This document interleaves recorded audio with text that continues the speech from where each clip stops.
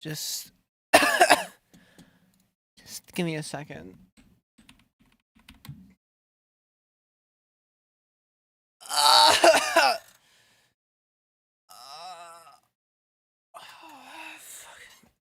Oh damn, I forgot a widget. I was gonna add something. Maybe I still could. Official gingerbread king. I see we have some competition. Welcome to the stream and sussy posse. Got some new heads for the first timers. At least to my understanding. Welcome. As you may know, spam. As you may know, I just dropped an EP. And that's about it. I dropped an EP, I dropped some videos. Some shorts, a video. Tweets, all this sort of stuff, because that's all I really have as a sort of album rollout. I'm a new animator. Oh, hell yeah. Oh, shit. Yeah, it's on SoundCloud. That is what the subsequent 6 streams will be, because I have 6 songs. And I stream 3 times a week, right? So that's 2 weeks, you know, which on the internet is a long time, right? Of consecutive, like, doing the same thing. But we will be breaking down fucking all the songs from 1 to 6. It's not in the order that I made them in, obviously, because, you know, I kind of decide that after the fact, like, what should go where and all that stuff. What's up, Yowie Butt? But yeah, we're we're doing that. And fuck, I was gonna add like some widget that would come in. No, it's not finished. Not even close. It's where we left off. I didn't work on it at all. But I have songs to break down, and I'm not gonna delay that, so we're doing that instead.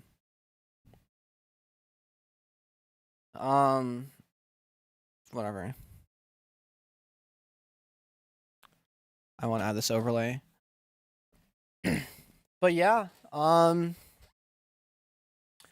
I feel like I should share the method, so to speak. Nope, millimeters. I always type in U and not I. No. And we're starting off with the I'm not a femboy, don't ever call me that. I'm just a trans girl. My voice is kind of off today. Hello, name in Russian. What's it called? Fucking Jesus, I hate YouTube emotes. Can you do me a favor and install Better TTV, the extension? I have some custom emotes in here. Would be nice. So yeah, we're starting off with From Scratch. I thought I'm not a femboy, don't ever call me was the title. Yeah, no. It's From Scratch. I think. What did I name it? Oh, I called it Triple Knee, right? I named some of these differently because, like, you know, the FLP. It's usually like I just make the FLP, I name the FLP, and then I just kind of name the song that. But like this time around, it was I had to fucking change it from scratch again to be something more fitting for the, let's say, concept of the EP. So it's Triple Knee, and we'll just kind of go at this left to right, top down, you know, section by section. And I'll do a little bit of, you know, sort of skimming when I do this because, I don't know. I think going in detail would take too long, and also members get the benefit of being able to get the answers to those, like, more in detailed, like, questions. It's kind of the whole thing. Came from the Huffin video. Thanks. I don't really want to know that. But I guess let's, what's it called?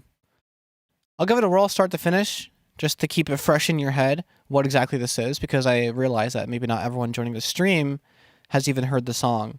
You know, people who are regulars have, like, heard me work on it because I do work on these on stream, but you know. A triple for the purple. Alright, I'll try. Oh, baby, it's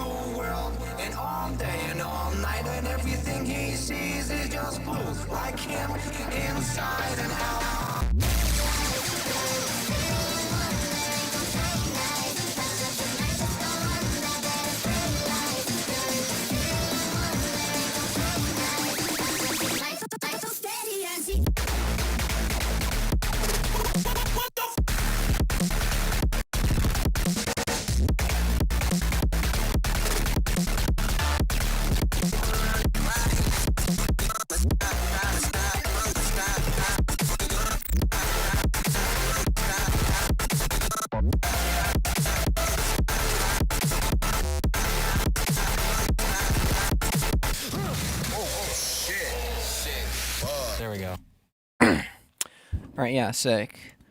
Now I will say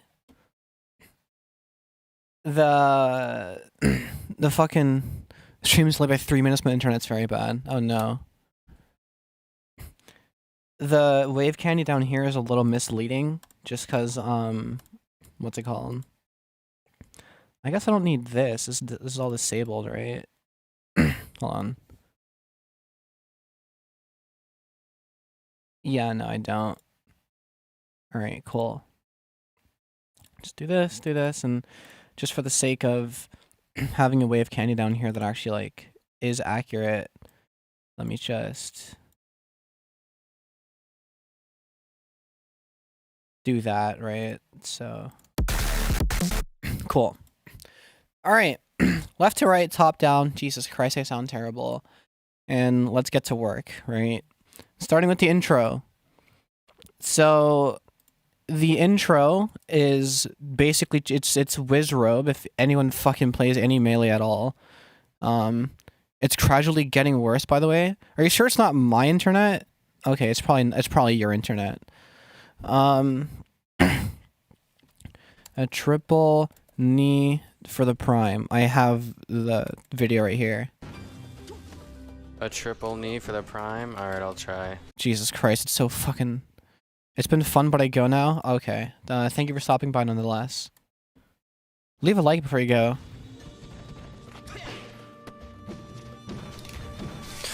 Alright, yeah, clearly my media player wants to make it a velocity edit instead of showing it normally, but it's basically Wizrobe going for triple knee. That's it. Simple. Little MLG sound. I put the whole thing through an obscene amount of, I think, just like Soundgodizer and even more compression and a bit of bit crush and like some saturation. A triple for the purple. Alright, I'll try. Oh, baby, it's... Awesome. And I just ended up replacing the knee sounds with the sound that it would kind of make anyway, minus the electrics, because knee is an electric move, and just kind of fucking replaced it. How late am I? Like 2 seconds. What if you're about to go in heaven, but God said you didn't leave a like on that fembread stream, though? Yeah. So I remember kind of being super lazy with this song in comparison to like how theatrical I'd make my other ones. I just kind of wanted to like get a drop going or just get a song going with some ideas that I had. So I was just like, okay, well, Disturbia and YNW Melly, that's probably cool. You know, I mean, fuck, we're gonna go top down, weren't we? But that was the crux of it, and just building around that. So, it starts off with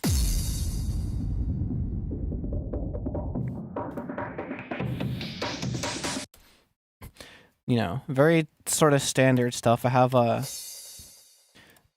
I'm pretty sure that's just a 909 crash with some reverb on it, and like this thing which also has a crash layer, but like I wanted more crash. And this is kind of what I use in place of a car crash whenever I don't want to use a car crash. And I feel like it's too generic because like I feel like you don't have to do a car crash. Like this sort of stomping layered with some glass and shit, I think suffices. You know what I mean? And you know, just a Reese.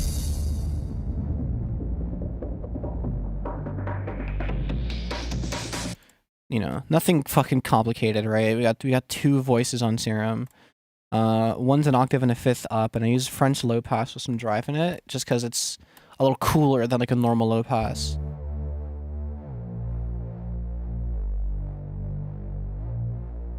You know, it's all like nice and distorted and stuff, and very thick, and it's kind of the whole goal, just to be a nice lower layer. And then by the time the breaks start playing, which you can barely hear over this fucking bass,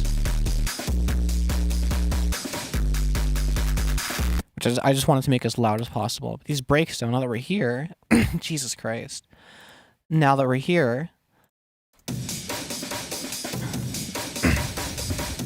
there's a lot of processing on these to like get them up to volume and like, you know, bring the character out of them, because otherwise they're just kind of which is like fine, but you know, it could be cooler. So I have this like kind of higher layer, which is, you know, compressed a lot. Let me just bring these lines back in. I usually have the compressor on this, like, just to see the final output of the waveform. Nice and clicky transients, you know, very snappy. Just distort the whole thing a little bit. And, you know, bring in some EQ, a little bit of bit crushing, and then some more EQ. You know, to really target this. Make it all cuppy, because all this other stuff is going to get filled in by the other break anyway, right? So, which is this. You know, I'm not really cutting it that crazy. You know, it's already a remixed, so I just like, you know, cut it every now and then. Again, I was very lazy with making this, so I wanted to like not put in too much effort. More compression, I put the curve on 3, same sort of deal. Pretty lenient attack, you know, low release. Just to make him sound a little snappier. Some mid-side.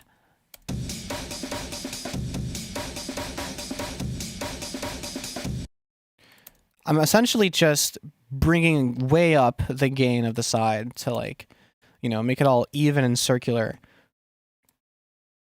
And it gives it room and just made a little, I don't know, crispier by the EQ. High end, some mids.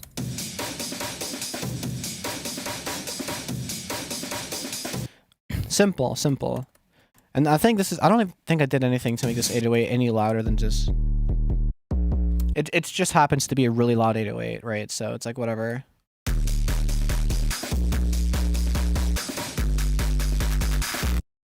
Awesome.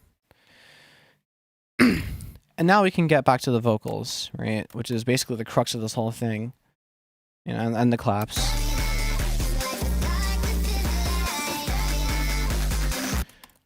You know, nothing too complicated. I just put Disturbia over Steady as She Goes. That's it. Ow. Except I had to make this really loud to compete with, you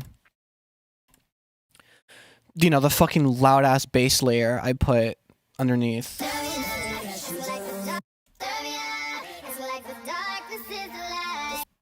You know, the acapella is okay. I remember wanting to get a little fancy with how I processed this for some reason. I couldn't tell you why, but I decided, oh, we're gonna do some parallel compression, you know, so like, before it hits this whole chain, we have compression that's like super aggressive, super harsh, and then compression that's like a bit more natural.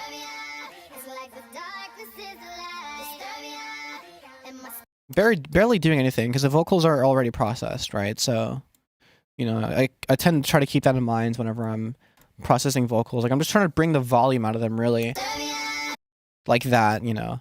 I compress the highs and for the most part leave everything else untouched and, you know, bring the master gain up of that all the way. Bit crushing, it's because I do that with like every sound.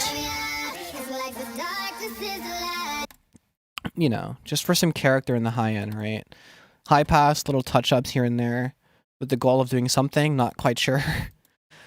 You know, maybe cut out the annoying stuff and bring up the stuff that I want to bring up. It's basically what it is. I'm mostly just kind of using my ears on an EQ, and it's only really informed by like a couple of little pointers I learned over the years. But it's the foundation of just hearing it and like, what do I want to hear instead, right?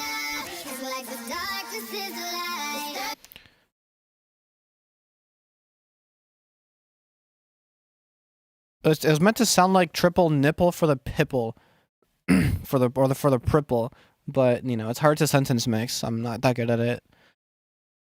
Sounds like a box combo you'd buy from Karen's Diner. I'm glad. I put a de-esser over this bitch because I always do. It's just kind of the thing that's at the end of this preset that I have for myself. And then we bring the gain up into, you know, some sort of saturation, kind of. It's just a limiter with no release or attack. And make it even louder with this thing. Can we get Ethan Gamer 37 back low key? I don't know. Ethan Gamer arrives when Ethan Gamer wants to. It just kind of makes it a little bit louder and like adds a little bit of crunch at the top end of the volume, which is most of the volume, right? So sick. And then I layered it with this. This was a fucking nightmare because the acapella sucked, and I couldn't find one. It's very lossy. You know, I think I had to do it myself, and it just didn't come out like the way I wanted it to. And because it's like a rock song, this song, it's not really like auto-tune or meant to be. So I had to do that myself, which if there are like background vocals and stuff, it always becomes a little precarious to do so. Why it's off. Like it barely helps. And if anything, just kind of sounds all like artifacty or whatever. But like as a result of which, you know, it's hyperflip, right? So we kind of take that, we work with it, we excuse it as some just gonna want to make the sound all nice and cool and spectral and all that, whatever. I do the same exact thing with the compression here. The only difference in processing from this to that is like the EQ. That's basically the only difference. I'm pretty sure it's being compressed like the exact same way. Femini Bredini. Oh, don't turn me into an Italian brain rot. Don't do that. Yeah, these are literally I think I just copied it over and just changed the EQ, which is really funny. And then I decided for some reason I'm gonna start spamming Soundgeyser in this project because I think it's funny to do so. That's the only reason. I was like, okay, well, I need it to be even louder somehow. Oops. And then a high pass after that. And Ethan Gamer 37 is back. Awesome. Welcome.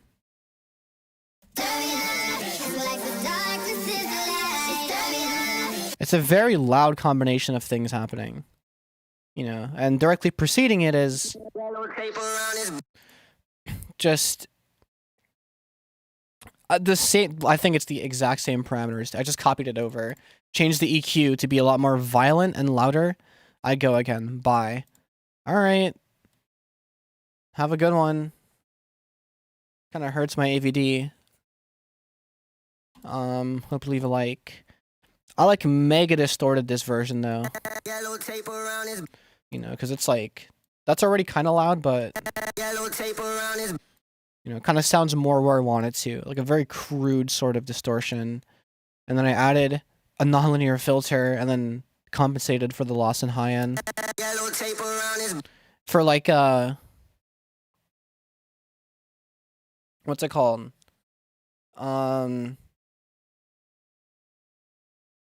Just for like a cooler distortion. Yeah, you can cut the sides to make it work better with autotune, but like autotunes tend to target either a left or right ear anyway. And also it's never perfect. So, you know. But it doesn't tend to like take both.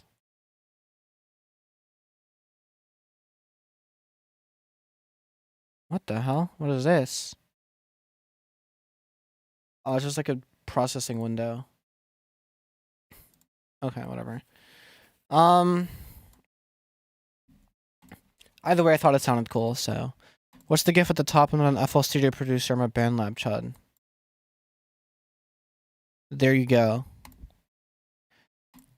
It's like I was just talking about it earlier. And then this is the thing that I used to like filter it in. It's a very aggressive, you know, it's one of these EQ presets that I just kind of named as something easier to type when I Control F it and like look for it more quickly. I better remember to not hit Control S because I did some things to this project for the sake of demonstration that I don't really want to save. And then this is a surprise Mosca tool for later, as are some of these other things here. Oops. And that makes basically the entire pre-dropped. Why can we send the YouTube gifts now? What do you mean?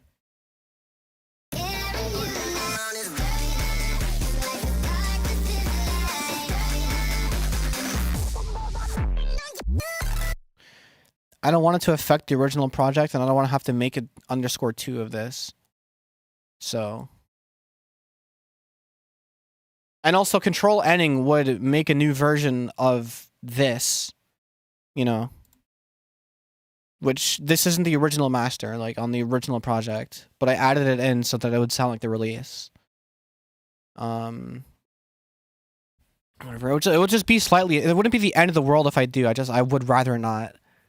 But I appreciate the feedback. Right, and now we're getting into drop territory. Where I just got very lazy with the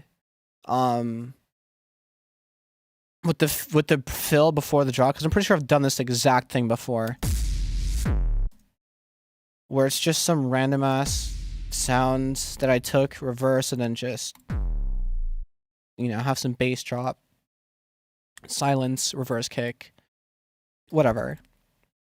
Nothing fucking revolutionary. I think I just turn it up. Like, there's no processing on these sounds at all. Yeah, no, none. It's from some, like, hardstyle 4 sample kit that I have, is what it's called. It comes in handy sometimes. You know, just for, like, fill stuff or, you know, sound effects. I can't find Unk Alert. Where is it? I don't think I've ever had an emote called that.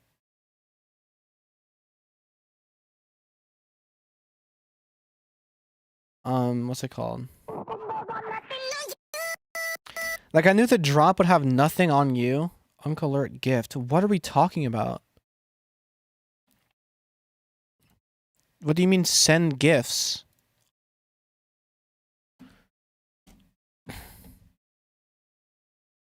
Unk Alert is right next to flow states. Cool. What's it called? So I knew I wanted to go into nothing on you, and I was very lazy with the application. I just kind of like put the vocal here.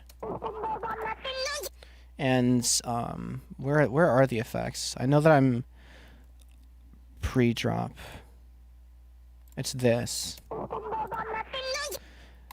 Where I basically just took a bit crusher and, you know, a pretty aggressive filter after the bit crusher, just because I think I tried the other way around. I didn't like the way it sounded. But just as a way to, like, introduce the idea or whatever. Or just excuse myself from having to try to do anything more creative. For 628 joules, you can buy Happy Pride Month. Okay, so they're introducing their own version of bits. Lovely.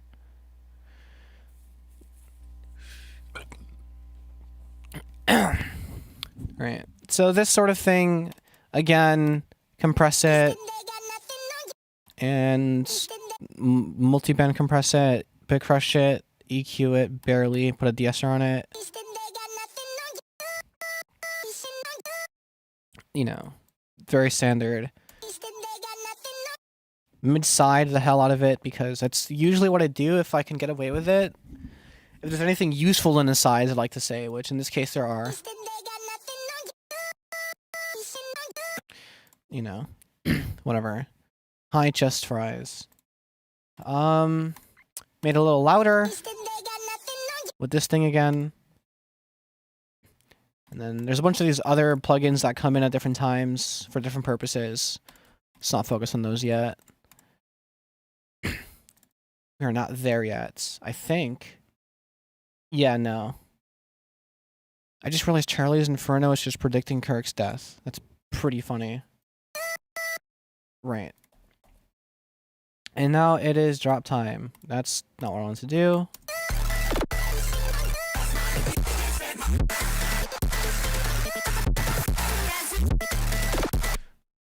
Cool. So for the drop, I know I wanted to do kick clap stuff. Get a little lazy with it. You know, it's a nice way to make it sound hard. I have this kick clap I made a while ago that I just kind of keep around and like reuse sometimes because other attempts to make one just aren't as good. And this one is always like, it's nice, and I think I have like a bit of processing on it to like get it crispier. right? So just a lot of high ends, compress the hell out of it. Jesus Christ. And then put a transient shaper on it. No clip. I just let the master clip it. You know, so it's kind of, it's really violent. But, you know, it's powerful. It's nice sounding. I like your song. Thanks. I don't. So the drums are pretty standard. I know I wanted to do like more tom fills just because I don't do that often, you know. I made this song a lot later than all the other ones. I think I made it second to last to geez, what year is it? You know. So by that time I was like trying a bit more to like swag out. And by that I mean like, you know, I'll take some FL Studio default toms and just kind of put them on the project as like a sort of kind of laser, not really. And some other fucking loud ass tom, which I do have processing on.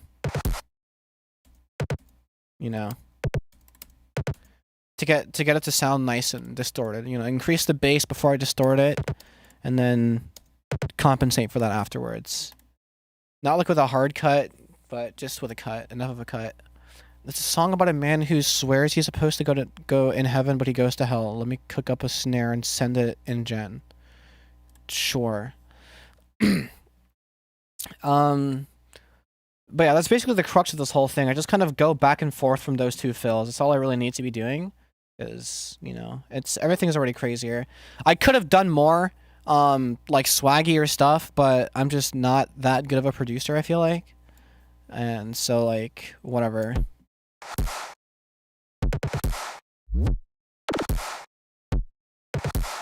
That's the whole drum groove, basically. You know, until we get to the second half where I start like putting in some other shit. And we'll take it half by half. So half one first, right? And we got all this bass shit happening.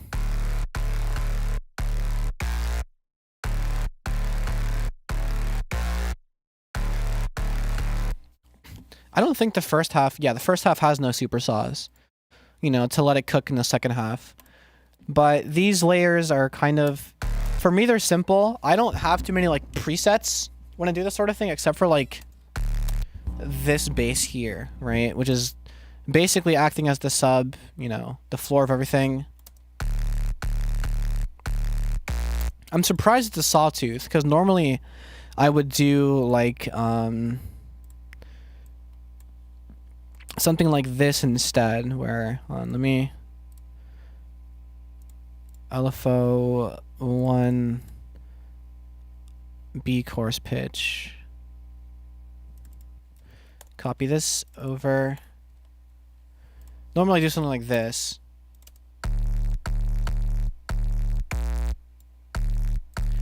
You know, which I guess doesn't let as much of the noise through, right?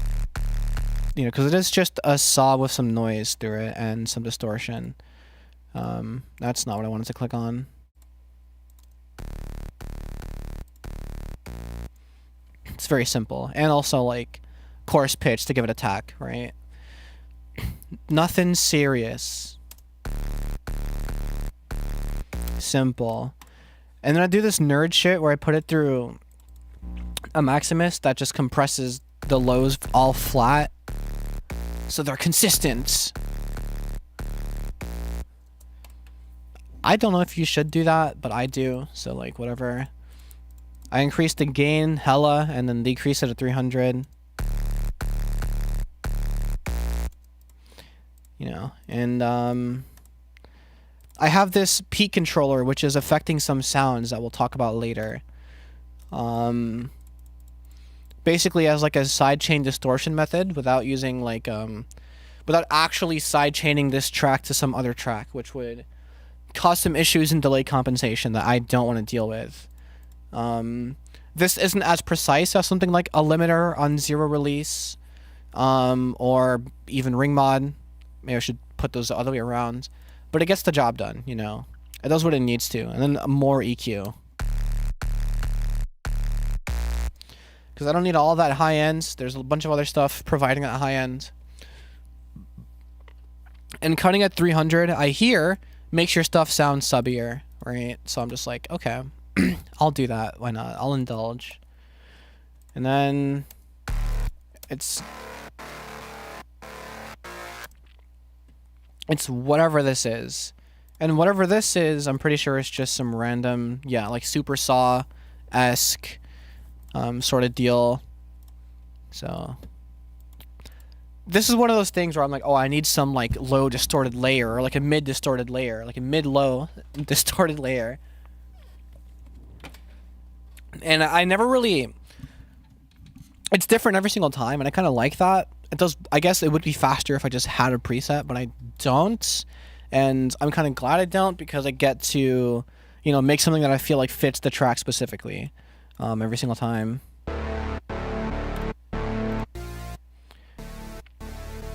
It's basically just this, you know. 2 saws. One, the higher one has sync on half window, you know, 8 voices each. German low pass, I'm driving it. Because like German low pass and French low pass are 2 low passes that can give you like an interesting sort of crunch, and when you take that and then distort it, you know, you get interesting results, at least like with slightly more character than otherwise.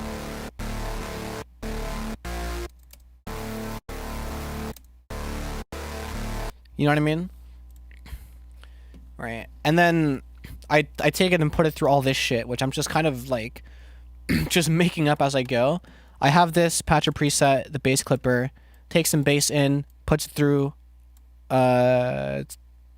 soft clip, and then I take the bass back out, little cut at 300. You know, I can control it with these knobs because it would be way easier to do it this way, and I have them linked and like inverted with like an XYZ controller, just to make things easier and precise. And then that just distorts the sounds more. Check gen. Okay, sure. You said snare. Okay, thanks.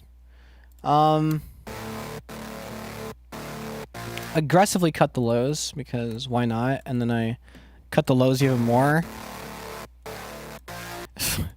And then I distorted it even more, this time with biased. For some reason, I just thought it yielded a cooler result. I distorted it even more. And then this also affects some parameters for later. I reeled it back and cut even more of the lows, and then I think this was off, I'm pretty sure. Oh no. No. Yeah. That was off. Right?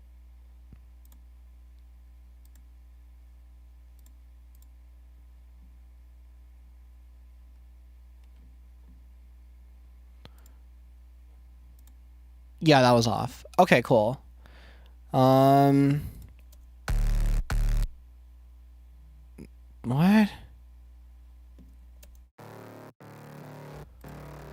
Oh yeah.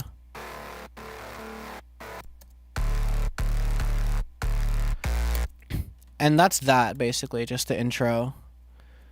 With some vocal layers. But then it gets into just slightly more distortion, which is another one of these. I was just kind of spamming these on the way. This one doesn't even have anything on the serum besides 2 saws. No like fancy filters or anything. Another one of these bass clippers.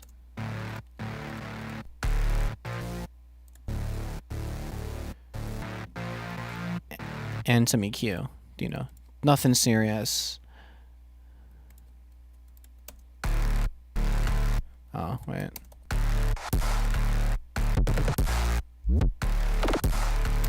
Sick. Check gen again. Have you seen? Awesome. I'm very proud of you. Now, I felt like it sounded pretty shit, so I needed to add like a bullshit ARP. I kind of forgot how I made this. I think I just clicked a bunch of notes and then, because I know my ass didn't use randomize, unless I did. No. I forget. I'm pretty sure I just click a bunch of notes that are in the scale, and then it turns out to be like this long or whatever, and then I just kind of make it short as hell and like do this sort of thing.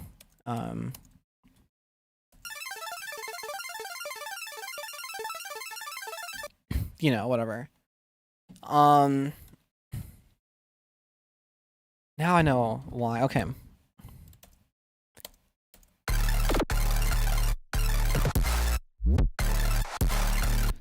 You know, for that sort of like really crazy layer that's happening.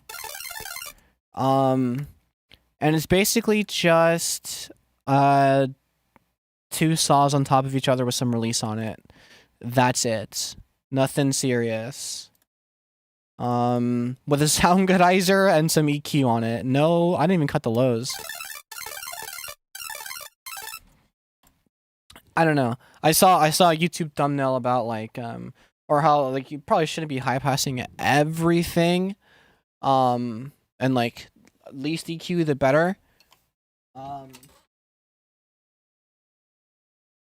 Sorry, I just dropped my guitar pick and now I can't find it.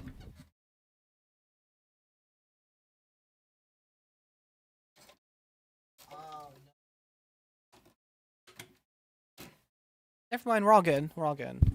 Okay. Well, I say that to be more like, okay, maybe I'll tone it back a little bit, but then before this is a fucking sound goodizer, so like I don't know. I'm a walking contradiction sometimes. And then I have this fruity balance, which is linked to this P controller right here. Which is kind of what I was talking about with that like sidechain distortion thing.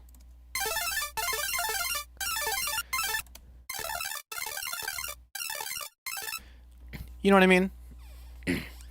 That's what it's doing. In order to like really achieve like that kind of crunchy ass sound, I did have to like fuck with the tension, because if the decay is as fast as it can possibly go, it's still not like fast enough. Again, it's not as precise as like a limiter would be, or like a ring mod would be, or even a limiter. But it gets the job done. You know, I mainly do it because, again, I want to avoid delay compensation. Because if I were to sidechain this to this, then this wouldn't get the delay compensation it needs, and it would start playing earlier than everything.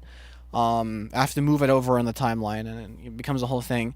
I mean, I could just like do that, render it out, and then put that rendered out track in here. But I always get scared whenever I render things out, because I'm like, oh, what if I want to change it?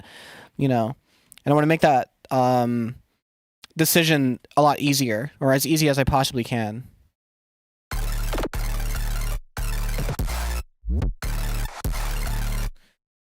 Awesome. And then I'll just go over this before the vocal layer, because it's nothing serious.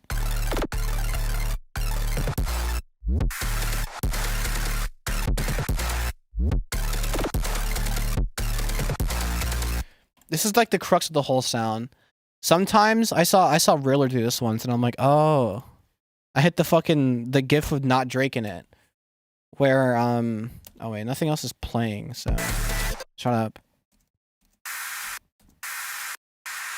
No, that's not it. There it is. So this is just a stereo white noise layer. I think I stole this from Serum 2. I don't know. But it's linked to the same thing, I'm pretty sure. Yeah, it's linked to the same thing. You can kind of hear the notes of that bass. Just a little bit. You know what I mean? And it just, you know, adds more noise. I kind of toned it down and like toned down the highs, but it's useful for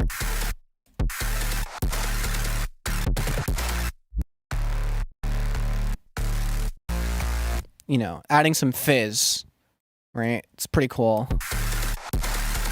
And then I put on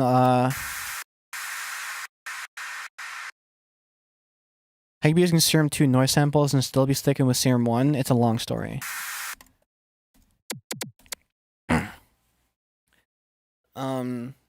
basically involving I don't feel like using Serum 2. There's a little more to it than that, but that's the skinny of it. And then I have this hit marker, which is basically just a hit marker, like the sample that I put through 8 OTTs, all doing nothing, which is basically a very crude way of adding an all-pass phase to something. So there's, for all intents and purposes, just all-pass phase hit markers. Kind of serving the purpose of like lasers. You know, it's kind of add a bit to the groove.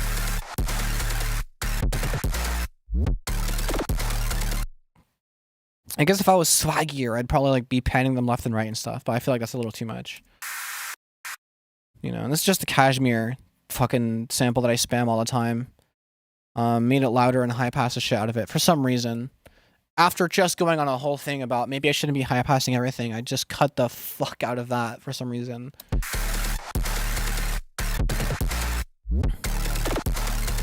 Simple. And now it's vocal time. You know. I got lazy because lazy to me is doing the same thing that I've done over and over, but just slightly differently this time. Why'd you send me a link? You think I'm going to click on that? I'm in the middle of a breakdown. Well, not click on it, but like more like fix it, but you know. Why don't you send it in Gen? Please? Why don't you send it in Gen? It's also probably not going to be that funny. But whatever.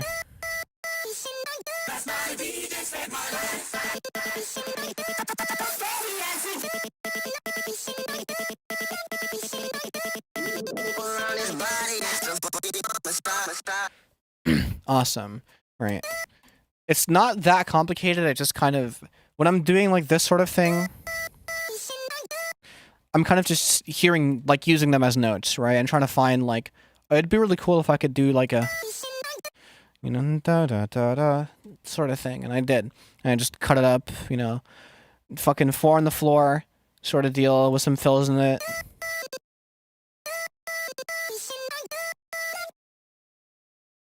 You know. Right, whatever. Very basic. This fucking...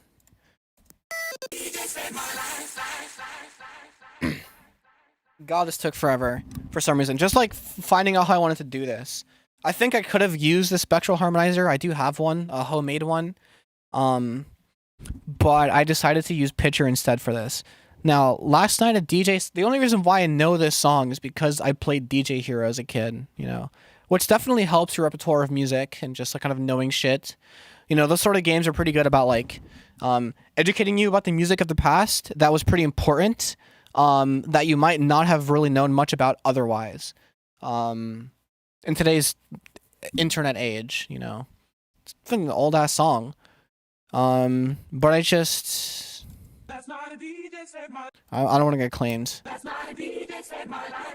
It's a very crude harmonization, but it's done with just the MIDI outs. And, you know, when I define the port, I come into here, go behind the actually, no, wait, the port's down here. When you select the MIDI and then harmonize, you can just select the port number here, which is nice. I found the best result for the reference being on plus, and I just kind of ran with that and processed the shit out of this. I could have put this out into audio, but I didn't do that. Also changed the format of it a little bit, not by much.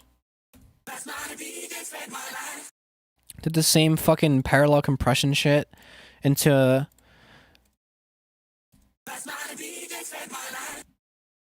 a multi-band compressor, which is actually doing its job instead of just compressing the highs, because I feel like a lot of my multi-band compressors like do almost nothing. You know, but it's what I put in place of OTT, just because I like how it sounds better. And I have more control over it. Although it didn't really add that much into the highs, it compressed them, so that when I bring them up in an EQ, they're even, right? That's kind of the goal. And also, a bit crusher affects them evenly. You know, I did have to put a crazy amount of EQ towards the sibilance part, anyway.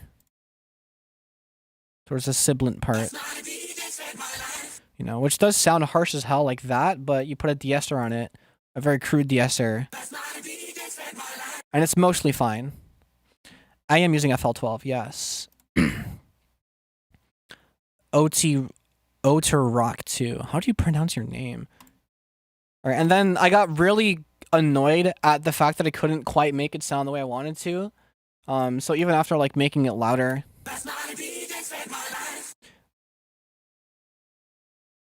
Oterrock, I see. Thank you. Hotercoctua. Awesome, yes.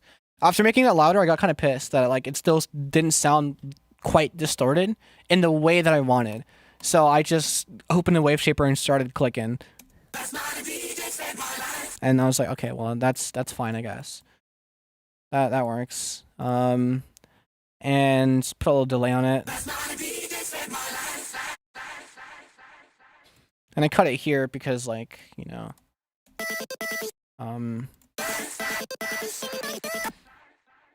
just so that it wouldn't ring out when I wanted it to be choppy, you know. You can't make crude jokes out of people's names. That's my job. Sorry, stepping your toes there a little bit. And then as like a, you know, 16th note layer, which I think is always important if you're gonna do vocal samples, or just anything like hyperflip, 16th notes really kind of just add to the groove if you are feeling lazy. This is Reaching the Stars. Reaching the star, reaching the star, reaching. That I auto-tunes in-house, and then just, you know, added some panning effects too. You know, very simple, and then processed the hell out of. You know, to specifically for like clicky transients. So it sounded nice and poppy, you know, and all that. Poppy, clicky, all that sort of stuff. You know, big crush the shit out of it. Actually, I didn't. Never mind. I'm fucking lying. I'm lying through my teeth, apparently. Why is my EQ erect? I guess that's kind of... during Pride Month? I guess that's the best course of action I decided at the time. I don't know. My ears make some weird judgment calls sometimes, but whatever. And then made it slightly louder with more EQ at the end. Awesome. You know, and for the sake of like just being a layer that you're meant to kind of hear,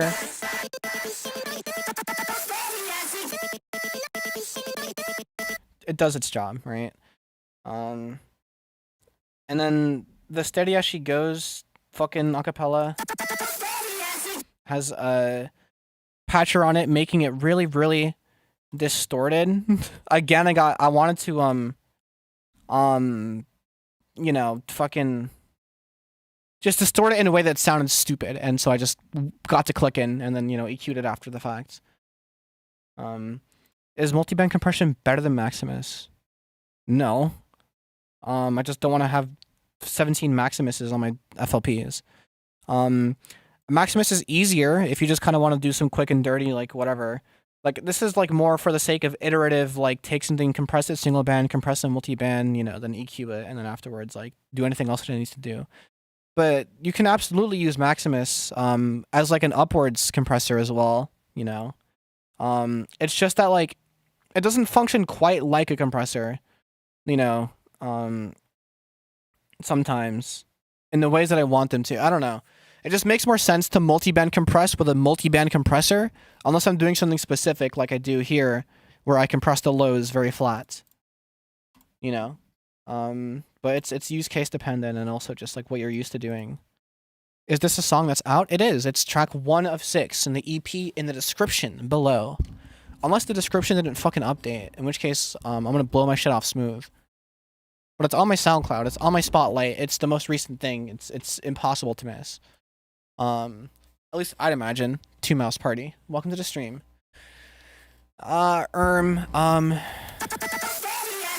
Yeah, whatever. Just very fucking crude fill.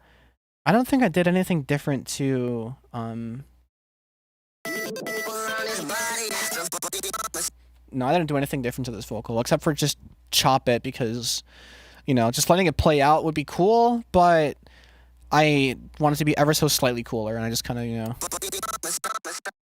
whatever, right? And in context, it works quite nice. Not too many elements at once, just a couple of vocals, a couple of bass layers, synth, and like some drums, but it does its job, right?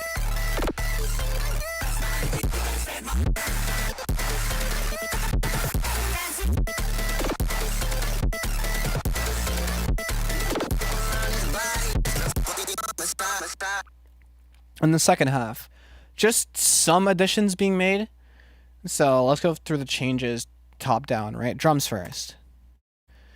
I just kind of, instead of kick clap, let's start using real drums now. By real drums, I mean just drums I've made in the past, and I haven't sat down and made snares in a while. A lot of the time I just make a snare bespoke for a project, or like take a snare that I already have and like cut it up with some different sound and then I've made a new snare. But like actually sitting down and like combining sounds and making a new snare from scratch, I haven't really done in a while, which I should do, but whatever. So I just kind of use one of my snares, EQ it slightly, and a little melee sound beforehand. I think there's no I lied, there is processing, because of course there is, because that's just too quiet, right? Would you even sample to make that kind of snare? But I forget. I couldn't tell you. I can tell you that it comes from like a bunch of perks in my would it be in, no, it is in, why can't I read? Is it not in here? It should be in here. Oh no, it's in here. Where I'll take a bunch of sounds like from these like perks and just find some cool ones, and then do a lot of processing to get it to. I don't know how I like got this first part though. I don't know if that's like an actual snare. I just put some shit on the end of it, but sounds cool either way. And this is just some melee sounds because I have all of them, except for all the voice lines. I should probably get those too. It's slight distortion. Like why are we quiet? Oh, that's why. And then slight EQ. And then slight compression. Sick. Okay. That's just a nice little thing before the snare comes in. And then this fucking, you know what I mean? Did I put a sound geyser on this? No, just distortion and like a little bit of low end roll off. Very basic. And then I bring in the tom fills back because why not? And I have this snare in the project, but it doesn't have. Where I got my drum kits from? The internet. I just look it up whenever I need something. That's it. I don't have anything like designated like secret sauce. Like if it's on Reddit, it's on Reddit. I just be looking shit up. Because it's like, oh, I need some Dembow kits, so I look up Dembow kits. And then I got some that are more like OG, and then some that have some sauce in it that just happen to have sauce in it. Like I wasn't really looking for a drum kit to give me like interesting perks per se, but that's what I landed on, and shit like that. I mean, if you want to like get kits you're not supposed to have, like the 3 volumes of Cashmere, then you gotta dig a little deeper. But whatever, cymatics and cymatics. And then over time, I just look for more like trap kits if I find that my sound's getting too old. When I used to make more beats, I would probably use those a lot more. But they have some perks that come in handy, like this laser, or you gotta have Twerk Nation in there. You gotta have Jungle in there, and shit like that. But just over time, I just kind of build it up based off of what I need. I did spend a lot of time just making either beats or like color bass or like future bass and stuff like that, like in the 2010s and like the earlier 2020s before I discovered dariacore. Remember where you got the Twerk Nation kit from? The internet. I don't. I don't know. I think I just looked up Jersey Club drum kit at the time. But yeah. I got fembread drum kits for 200. Hit me up. Yeah, that's a bargain. But no, I don't remember specifically. Probably some Reddit page. So this snare... Oh shit, I double clicked it. I made it at some point with some sounds. I forget how. The 0G kits are great for old school drums, for old school club sounds. That's sick. Torque Nation is only good for like the car crash everyone has. And this kick preset, which I do use, it comes in handy. It absolutely comes in handy. Especially when paired with the Eminem kick from the Navo, New Jersey kits. I just genuinely just searched Jersey drum kit and found another third result. There you go. Don't forget that like the internet exists. You know, we're in the information age. Don't let the powers that be convince you that things are out of reach because you have to trudge through AI to get it first. Torque Nation means there's a Thug Shaker Central one. You might be right. The snare was nice, but I wanted it to be nicer and like have a tail. So I think I just put it through a Convolver or something, and exported that results. Wait. Yeah, essentially. And I'm processing this and the tail separately. Because it sounds like that normally, but then I kind of distort it a lot.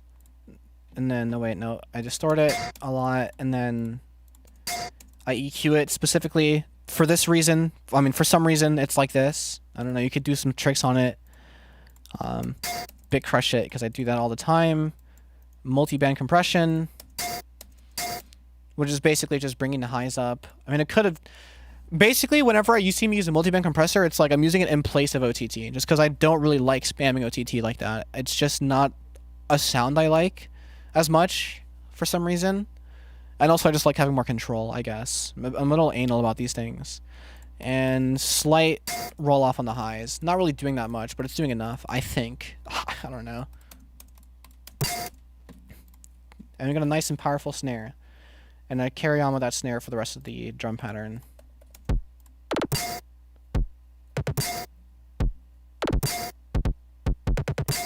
Now the kick is distorted as shit because of the master I chose, and we'll get to that later. But the kick is actually the Eminem kick. Well, if you play it like that, it's a little quieter than if you play it in the mix, which is a fun fact about FL Studio. But I just slapped on the Torque Nation preset and then put on a transient shaper at the end, which gives it a bit more of a click and a bit more of a sharper bite in terms of how it distorts. You know, it's nice. Cool. And then we add a bass layer, I think. Yeah, we add just one, and it's like this.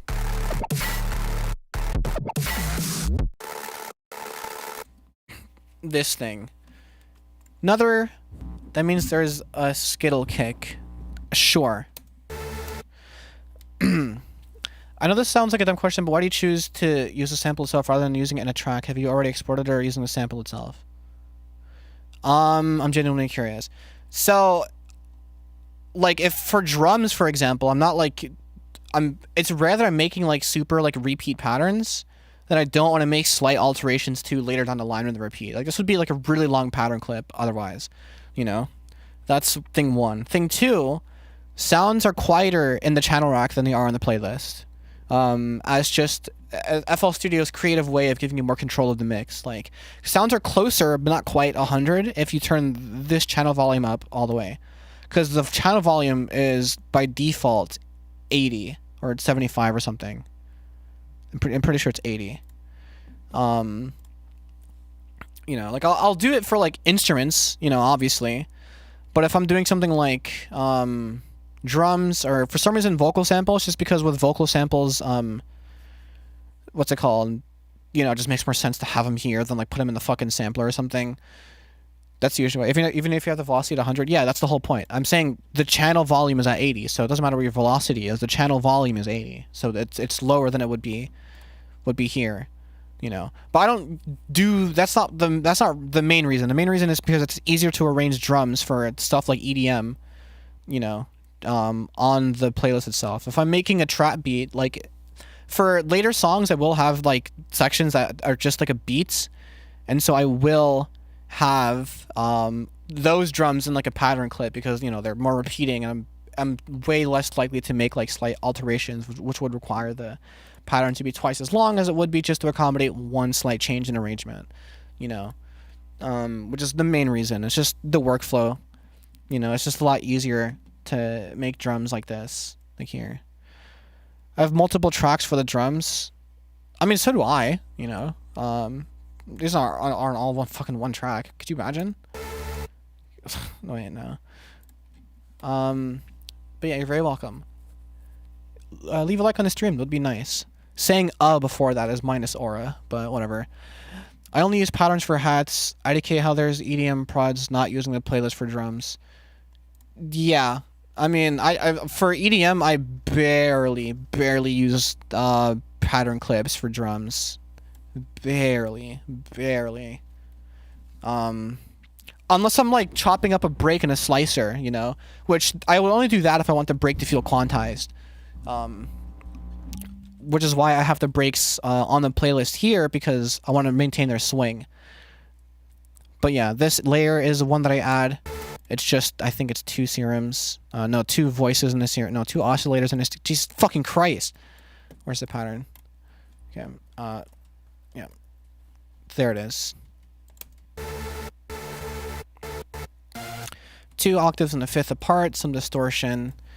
And then I distort it more, because why not? And then I EQ it.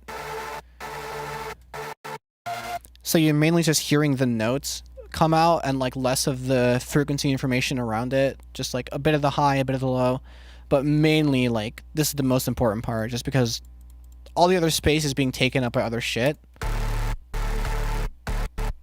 So you really don't need that much to inform the ear that there is another layer, you know what I mean? And then I would take this and I put it through this balance, which is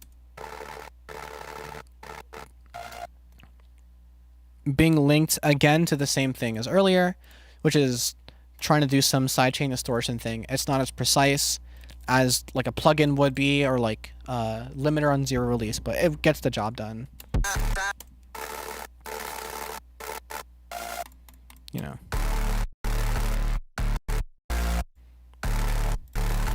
Adds the crisp I need, you know, sounds nice and dirty.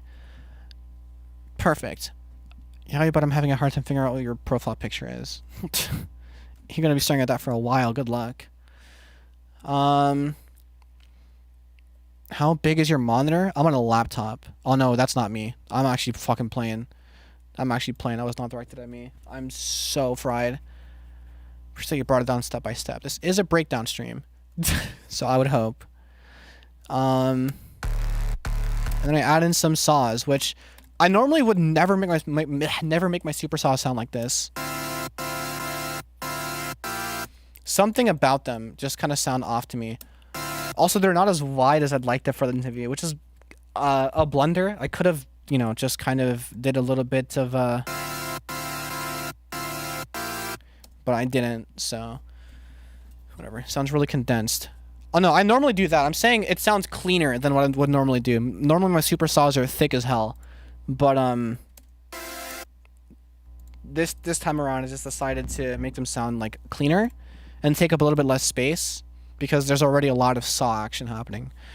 But the process is still the same that I do all the time, where also there's less notes than I'd use. Normally I'd stack these like twice as high. Like something like this, and like maybe like make this lower. No, maybe I would make these upper notes like a lower octave or something. Why am I high? You know, but whatever. It would normally be like something like that, and it's not, because there's already so much space being taken up. But I have 2 layers. One of them is just a Lower velocity in the upper octave? No, that's some. You really don't need to do all that. The volume's gonna be flattened out anyway. Oh, that's why they sound different. Because I'm not using saws. I'm using basic Moog on some weird ass wavetables with some sync on it. Jesus Christ. No OTT. I don't use that shit. Was good is goated, I think. Okay.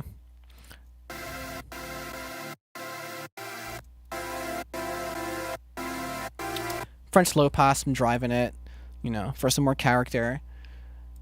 Doesn't really sound like saws though, which was kind of the goal. And then I take that. Let me get rid of this. And I mainly take in like all the fizzy, messy parts of this. You know, so like around here, take away a lot of this, but like undo what I just did for some reason because I'm a fucking genius. And you know, some low mids, make it even crispier. Because the actual like note fidelity, like so you could where you could hear the notes, is taken up by this. Which for some reason I wanted to get fancy and use a French low pass on with some fucking French, a German low pass on with some drive in it. And then you're only against OTT to be different. No, it's because I like my saw sounding more natural. And having more control over the way that I want them to have their crispness and have their high end.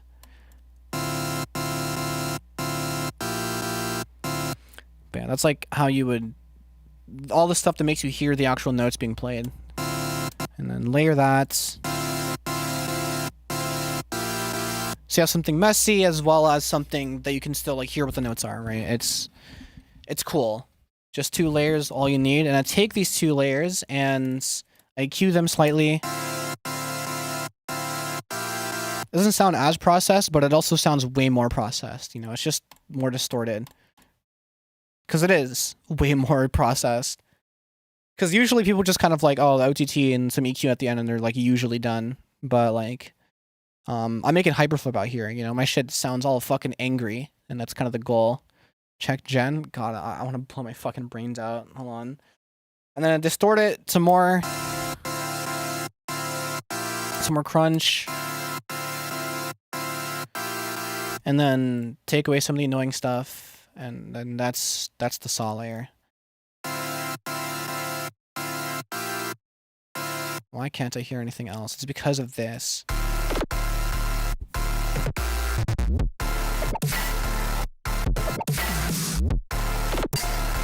No, it's good when it's not super intense, but it still adds a quality of the sound that I'm not like, you know, it's just not my thing. Okay. Only if I'm making like a very specific genre, which I rarely am. You know, add back in the...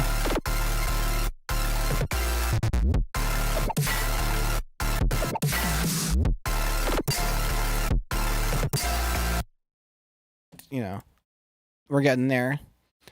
And then, I'll just, all right, I did it where, let me just take that, then. Same thing as, the same impact as last time, but this time I'm making the lasers hit on 16s.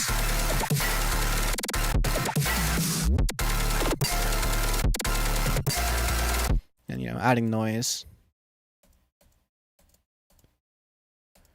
I thought it was Brian Griffin in a bandana. Oh wait, you can't hear the noise. Where is it?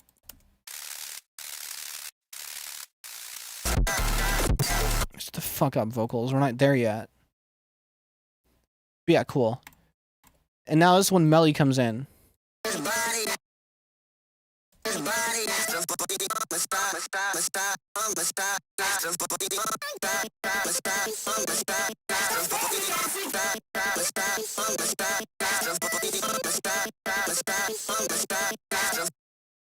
Because I always... I'm on FL12, right? So I can't just like put a second clip down and turn the volume of that without making it unique. And it's already stretched, so I'd have to have 2 full acapellas stretching whenever I open the project. So to do that sort of wait, let me just...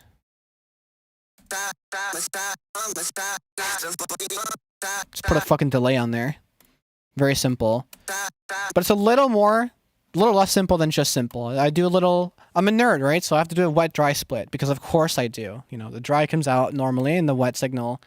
I'm EQing the input, obviously.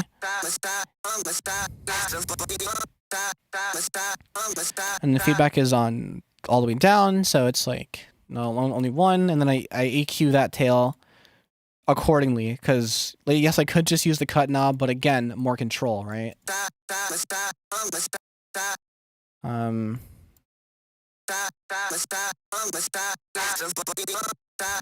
I'm a huge fucking nerd. And it works.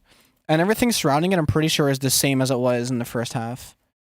Where it's the Bruno Mars layer, as well as the Reaching the Stars.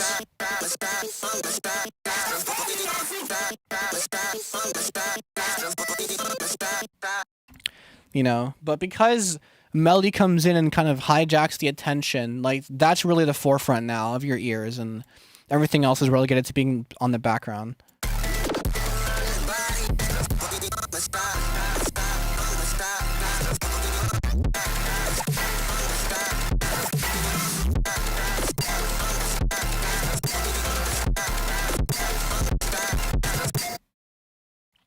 I use FL12 mainly because I have a very specific workflow, you know, where things are categorized so I can find them easier, and also color coded, right?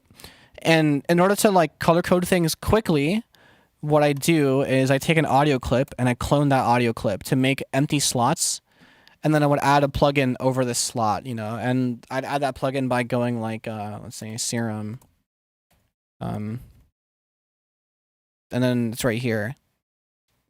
Or something along those lines, which this you can still do on 20. It's just sometimes on 20 you get like 70 different results of the same thing. It's fucking annoying. But if this cloning thing that I just did, if you were to do that on 20 and above, it puts it in the audio section, and so you have to regroup it, and it's kind of annoying. You know, it changes my workflow in a way that's just like, yeah, whatever. I don't feel like getting it. Also, I don't feel like getting it. You know, it's just kind of a hassle. Plus, I already have an established workflow. I haven't hit the track limit ever since I got better at, like, you know, consolidating things to patch your presets. Oh yeah, I forgot. No, I didn't forget. You just wanted me to keep on fucking checking Gen. I made your vision. Oh my god. That's just not what I meant.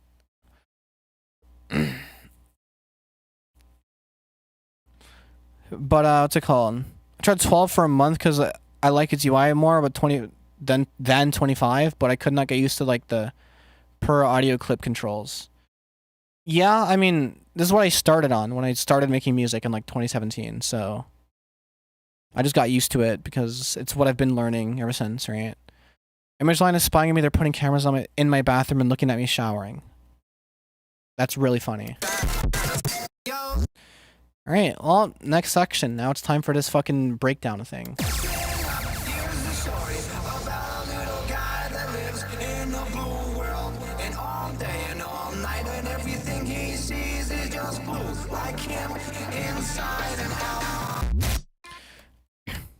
We'll just do this real quick. What was the one with the angry hamburger helper in it? You should have listened to it. You would know. But it's not this one. I use this sound again, layered with a glass break because, you know, whatever. And also this fucking laser thing that I made. Just make that shit in Serum with some pitch bends. It's fairly simple. I'm sure if you've used Serum at all, you can intuit your way around it. But I put this on. I tend to, like, as a way of fading it out, I just do a little bit of that, you know, to make it subtle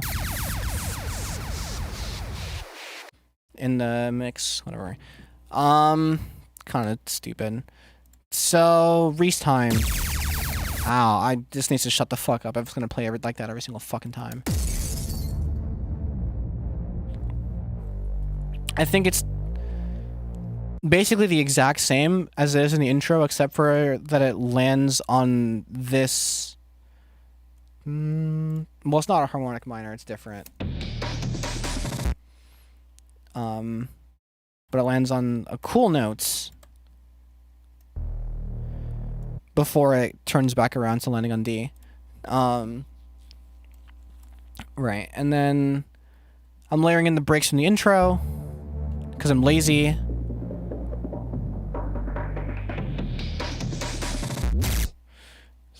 You know, but whatever, right? I don't even know where the hell I got this sound from. I think it's... Oh yeah, I used it as a fill like once, apparently. Oh yeah, that. It's another one of these, like, taking a default FL tom and just distorting the hell out of it and, like, using only a little bit of it. But apparently it's more than that, because... Jesus fucking Christ, why I have to get so nerdy about this shit?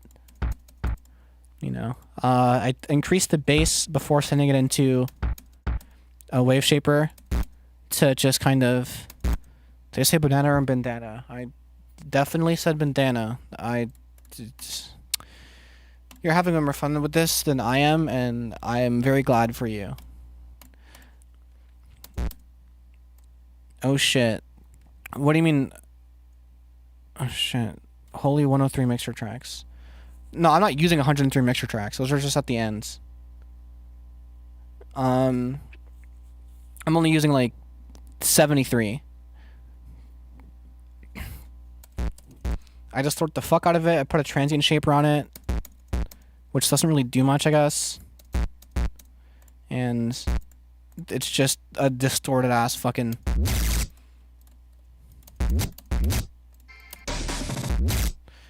Whatever. You know, it does its job of just being cool sounding. It's the hyperflip swag. And then this thing, which is like, I don't even know what the initial sound was. But apparently it was in this project because it has the from underscore. It's like my naming convention for things that I add into this project. It's like just some sound that was really distorted that I then took and put through a bunch of reverb and then reversed and then just kind of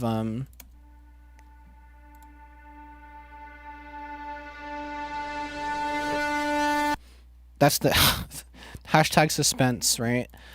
You know, a little low cut, little distortion. Not really important for the overall sound, but what is important is this LFO tool.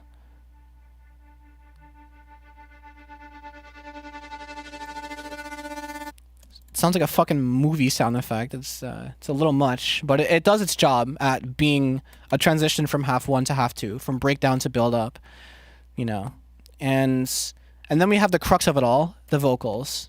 Listen up, here's the story about a little guy that lives in the blue world.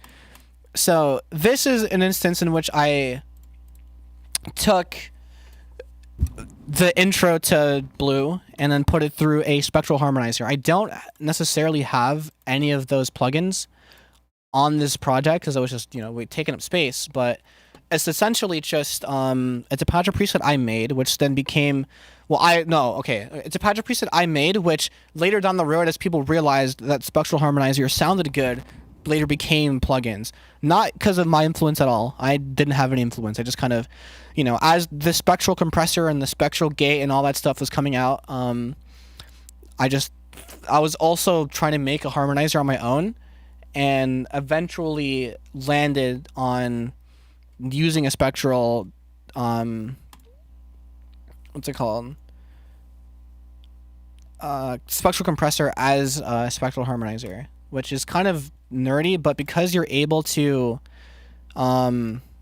sidechain match, like, you can compress, it's basically compressing everything that isn't the chord. So the main input is the chord, and then the vocals come in and, you know, work their magic with all of that frequency content, and basically superimpose the vocals onto the chord, and, you know, makes a nice harmonizer effect. Except it takes up a little bit of latency and a little bit of CPU headroom, and You know, it was just a lot better for the project if I rendered it out. But I can assure you the chord stacks were pretty huge, you know. Because whenever I do this sort of spectral harmonizer stuff or like vocoder stuff, I tend to want to mimic like chroma, which would double up and triple up and quadruple up those notes in perpetuity anyway. So, you know, it sounds all nice.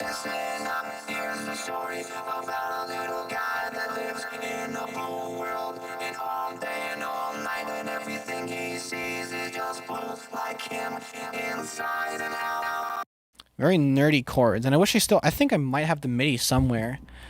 Not sure though. I'd be surprised if I do. There we go. I'm pretty sure this is it. Yes, absolutely. The chords eventually just kind of stack up and just repeat. Like a lot of these notes are the same except for the notes at the bottom, which are actually dictating what chord you hear, and it changes the way the stuff at the top is perceived because the context beneath them is changing, yada yada. Like it's nice, and then just kind of layer that with the.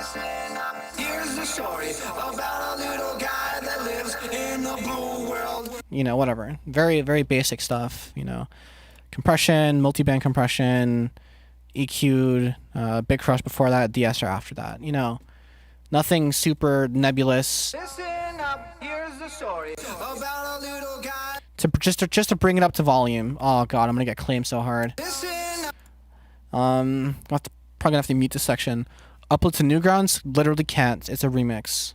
You know, it contains other songs. They don't like that over there. And I don't blame them. It's a whole rights thing. And all while this is happening, I have this instrumental. No. I have this vocal coming in, which let me get rid of this for the sake of demonstration.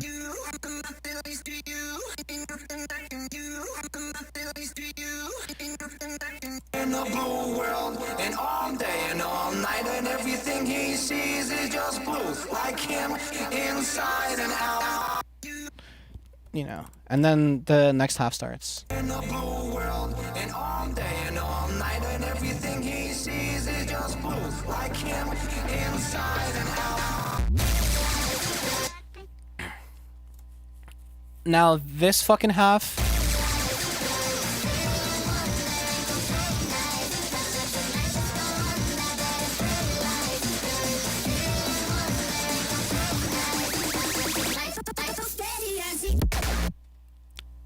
It's what's it called? It's a lot going on. I remember spending a lot of time on this just because like it was never quite sounding how I wanted it to, but you know, that's a forever battle, I think, sometimes, and you just kind of have to trust yourself at some point and go, whatever, this sounds fine. This was the crux of it. I could not. Like, this break in isolation sounds like shit, but I guess it's fine in the mix, but, like, you can see how much time I spent trying to get it to sound decent.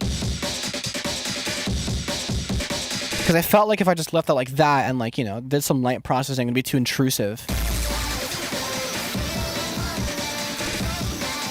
But also not. Like, if I wanted to bring it up to volume, it'd be too intrusive, but if I didn't, then it would always be too subtle, which is generally just fixed with compression, but, like, that wasn't enough, you know? I had to get a little in the weeds with it, which I did, right? So step one is I take a Maximus and I use it as a kind of a noise gate, kind of a transient processor, you know, not for any of its like compression stuff.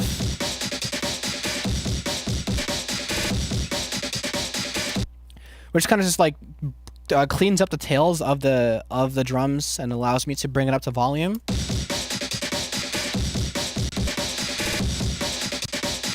In this case, it's subtle, but I tend to try to do it as aggressively as I can without it sounding, like, too fucked. In this case, I could only do it that subtle. And then I put a fucking convolver on it for some reason. To, like, put it in a room, I guess. And then mid-side from there.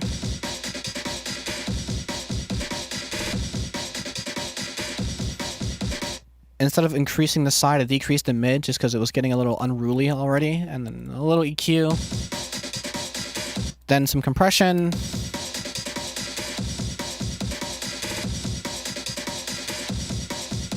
To get it sounding nice and poppy, you know, get those transients poking through. Some more EQ. Some more distortion. And some more EQ. I guess it sounds this way in isolation because it was taking up a lot of space for all the other stuff, and like, you know, like taking this away from the mix, like you're not really hearing it anyway, right? So it just makes more room for other shit. Do you know why doing a subtractive EQ after clipping a sound at 0 makes it go past 0? Because when you're clipping a sound at 0, it's never at 0, it's just being clipped at 0. And also because EQs are phasers. But that's a kind of a longer story. But what's it called? You're clipping a sound at 0, like most plugins, unless they're splitting the frequency, are just gonna kind of read it at 0 anyway, but the true peak will always be something past 0 because, you know, plugins can tell. Kinda, sorta. But like it's something along the lines of EQs or phasers, and also your sound is at 0, but it's never really at 0. Like that's the whole reason clippers work, kind of thing.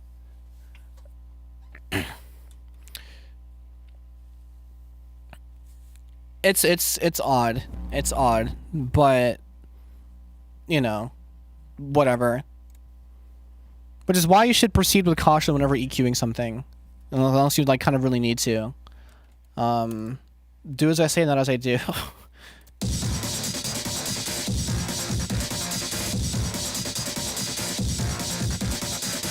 I was gonna have bass play during this, but I chose not to for some reason. But I felt that, you know, I needed something that was going to introduce the groove of the second drop, you know. So I just landed on using these layers from way earlier. They're the same, the exact same, no change. At this point in the song making process, I tend to get even lazier than I did earlier. But you know, whatever. And then wait, let me shut the fuck up, actually. Yes. And then for the effects, I chose to actually use the car crash this time around just because, you know, we're that deep into the song, we can play into tropes a little bit. The laser town lifter, again, because it's just a good sound. And I spam it a lot. Sometimes I make a new one for specific tracks, but like a lot of the time I just kind of use the one I already made because I'm lazy, you know. And then I have this, which is it was never used by Bobby Shmurda, the bubble up sound effect. Oh my god, I can't type. It's 78 tracks, I think. Sometimes I do, like, a lot of the time you don't need to put everything in a track, which some hyperflip producers kind of like, you know, raise their eyebrow at me for doing that, because a lot of the time they don't even put everything in the mixer channel at all. But like, or like if it's not going to be processed, they put it all in the same track and just level it out like by the audio clips on the playlist itself. But, you know, again, control. So Bubble Up was not a sound used by Bobby Shmurda, but I'm in Love with the Coco was a song that was kind of popping off at the same time that Bobby Shmurda was popping off too. And so for some reason I had this conflation in my head that it had to have been used in some Shmurda song somewhere. So I called this Spectral Shmurda, basically. It's Bubble Up reverse put through a spectral harmonizer. Or maybe a vocoder? I forget which one. I think it was a spectral harmonizer and just mad like processing. I just have this on my computer.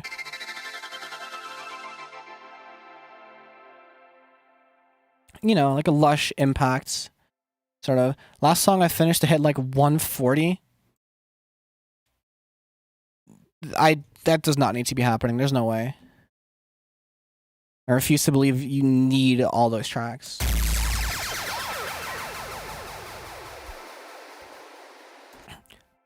That's why I like having a track limit, because it forces me to learn how to fucking, you know, consolidate shit like that.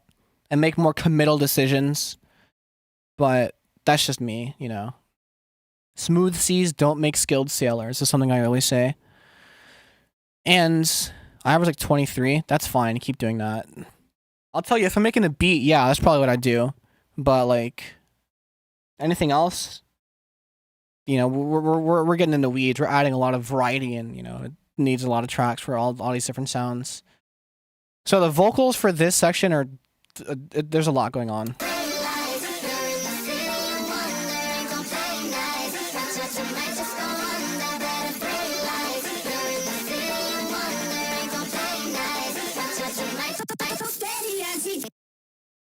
All right, so let's break it down. So for the lead, I decided to use Disturbia again because I got really lazy, and I'm like, whatever, we're at the same vibe, so I can kind of get away with this. The acapella that I got was really nice and clean, but it was also mono for some reason, and I'm really mad at that because normally the harmonies are not mono, and you know it creates a nice soundscape, but it was mono, so whatever. I probably average around like 60 because I have some 90 tracks like fucking like full length films, and then I have some like 50 track quick and dirty ones, or like sometimes even 40 for hyperflip. I mean,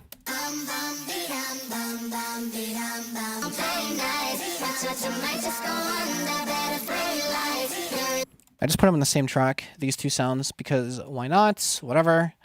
We're getting lazy as hell at this part. And then for this, I don't even know what the fuck this chop is, but it's something. It's some weird shit where I turn on this very specific LFO tool.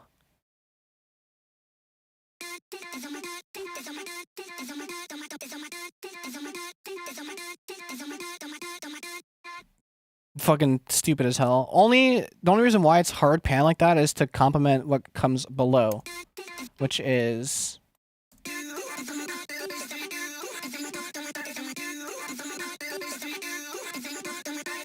know, it's kind of convince your ears that there's some crazy shit happening. Which it kind of is crazy. You know, I don't even know how I landed on that chop, but it's there, I guess. You can't spell Pride Month without. Yeah, I'm just ignoring you. Focus chops, yeah, isolated. It's funny. It is goofy as hell, but I never really focus on what they're saying. I just kind of focus on the note content. This one is the goofiest chop I've ever made in my life, though, and I'm very glad that it kind of just gets masked in all the craziness. What?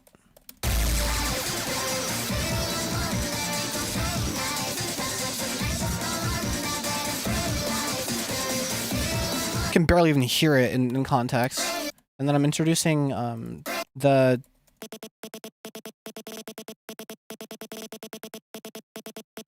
from here. I'm at this point, I'm just dragging shit in from the intro, you know, or just from earlier in the song. But like, whatever.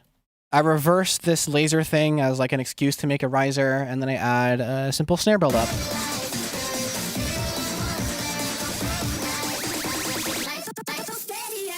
And now to drop time.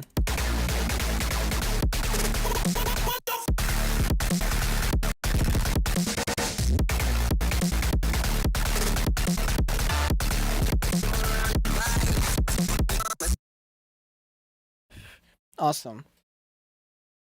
I saw the worst vocal chops I've ever heard in my life on the Instagram Reels. That's yeah.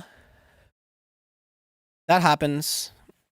That one bass progression. Yeah, this is the laziest song I've ever made in my fucking life.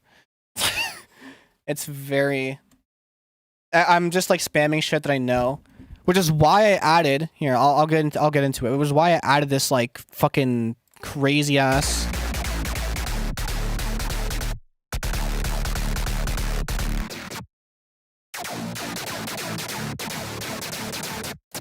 as my excuse of, okay, but this time it's different because I added some sound design, you know, but it's a very, you know, classic.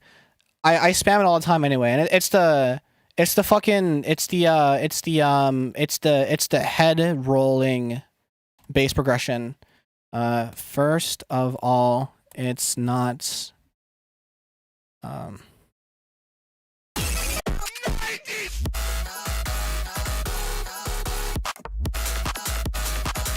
Like it's God damn it. You know, it's just a head rolling progression. But I made it longer since it holds one note. I didn't realize you made that. I kept seeing that short. Oh hell yes. That's me. It's me. The discourse starter. That shit went triple platinum on TikTok, bro. I'm so dead. Steege hates me because of that. Like, do you have wider? You can make a cool sustain with that plugin. I don't. I don't really go plugin shopping that much. Maybe I should do that again. Just because I'm just like I'm very yes. Yeah, I mean, I didn't want to say anything more than that because I wanted it to be intentionally kind of vague for people to, you know, kind of self-insert like, yeah, Zozo Core sucks. I didn't even say nothing, you know, and also piss people off who are like OGs because my projects don't look as crazy as like some Daria projects do because most people, they just kind of put things on the timeline, like whatever. My shit's more spread out, and it was just a head rolling flip, you know, which is kind of basic, right? Every part of the song after that is way crazier, you know. But I obviously picked the more recognizable. I'm responsible for that discourse, kind of. Only underneath that TikTok, and like, you know, so it kind of breached containment a little bit, but like, it didn't like cause ripples or anything. It's just something that people saw, you know. But the song's good. Go check it out. Reaching the stars.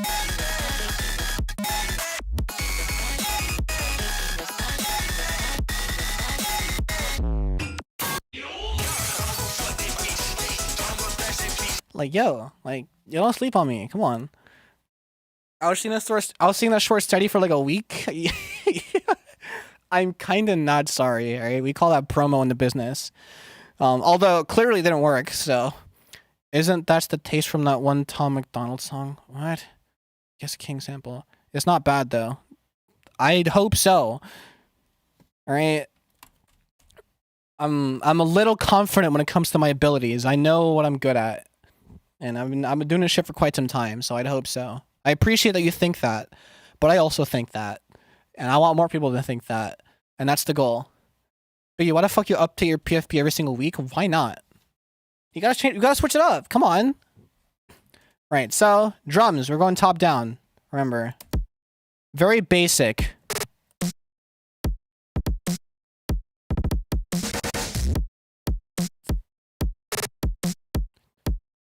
Very fucking, very simple, you know, very simple, kind of little like off groove sort of groove stuff. I think it's important to note that my sidechain is not an automation clip because this is way faster and sharper.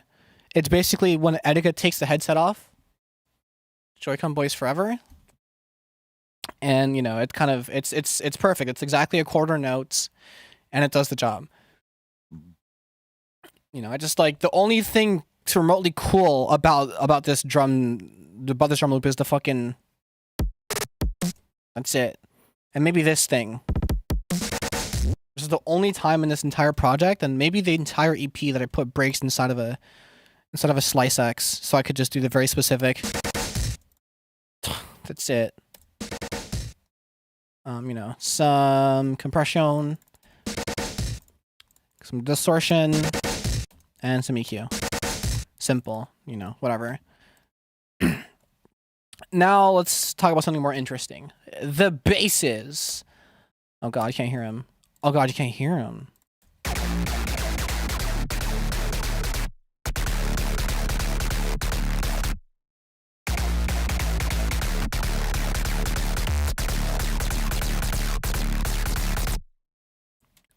I love how they're color coded. I do too. It makes it way easier to find shit.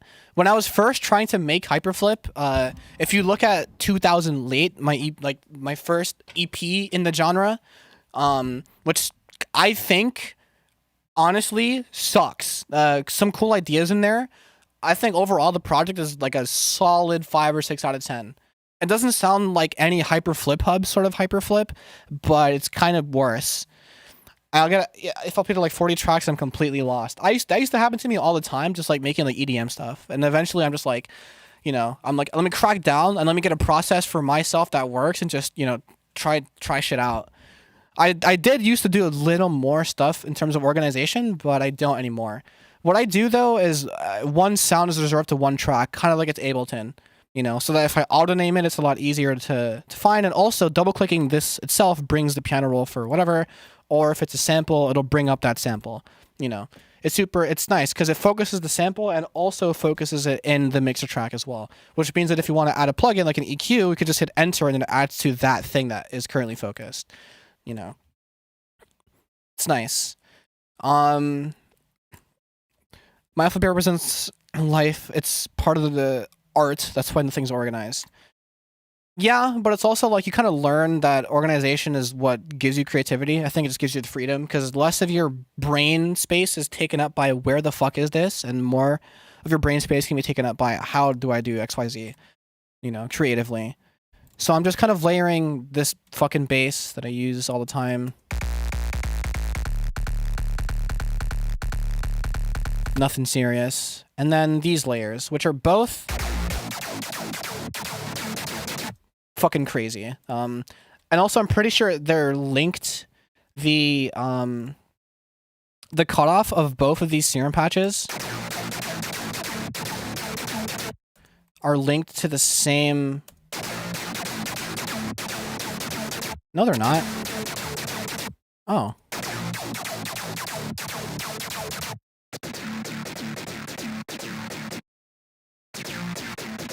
Never mind, I thought they were both linked. Never mind. Whatever, I'm fucking fried. So this layer, which is basically the forefront, you think Gamer37 joined the Discord and just dipped? What is bro on? I don't know. Levels that we can't perceive, I guess. So this is something that I just kind of, I'm like, I need a layer. It used to just be some saw layer, but then I got really bored at how much this sounded like it's been made a million times before, and so I just get a little wacky with it and start, giving a bit more of a shit about the sound design. And so, just, German low pass, crazy cutoff, crazy resonance, a lot of drive, and what is kind of basically one of the acid wavetables, in Serum. You can use it for acid. Mad pulse width on the initialized saw, and then just put it through a fat ass tube distortion.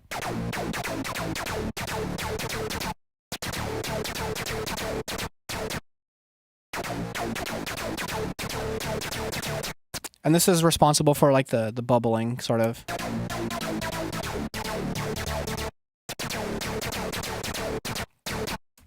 Very, very standard hyperflip stuff, combined with some let's try a little harder sound design. I think I wanted to use the bass clipper at some point. I guess I just didn't for some reason, but whatever. All pass phase. I rarely do use all pass phase on like layers like this, but I just kind of wanted it to sound cooler, so I was like, all right, whatever. Slight cut at 300 before I put it through a fucking sound geyser. And then I EQ the shit out of that. And then that's that. Hi, big fan, please shout out Coca-Cola can 3000. Hi. Awesome. And that's basically it. It's just over time, I am automating the cutoff.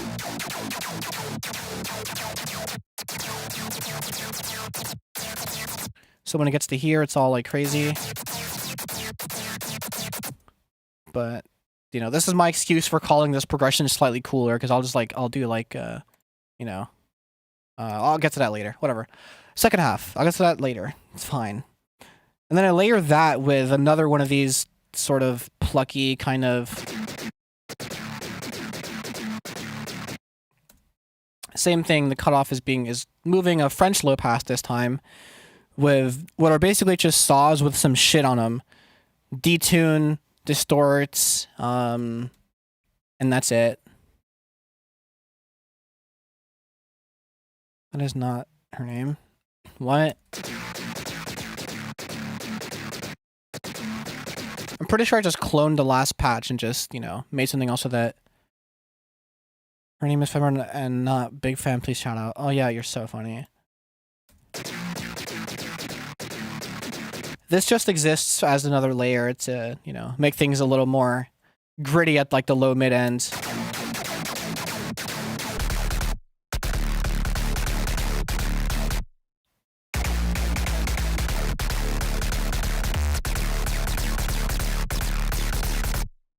Fat as hell. Fat as shit. And I put the bullshit art back in here. She can't hear. And you still can't hear it.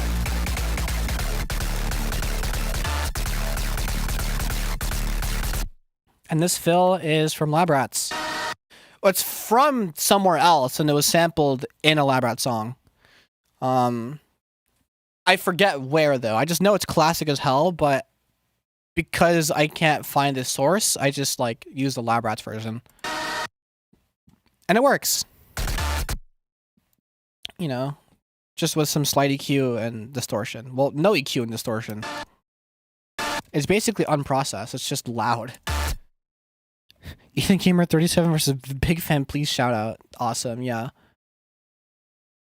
And as for the effects, it's the same sort of deal where I'm layering a white noise on top of the bass layers. And then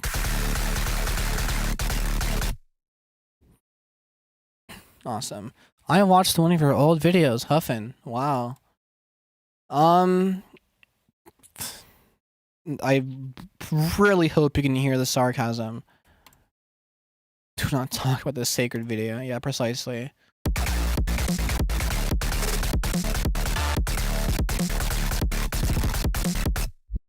You know, but it sounds cool when it all comes together, you know? Nice and steezy. And it's pretty... No, I didn't fucking add the emote, kill yourself, in game, in Minecraft. And I just got pretty lazy with... I felt like this part was loud enough, they didn't really need to add vocals.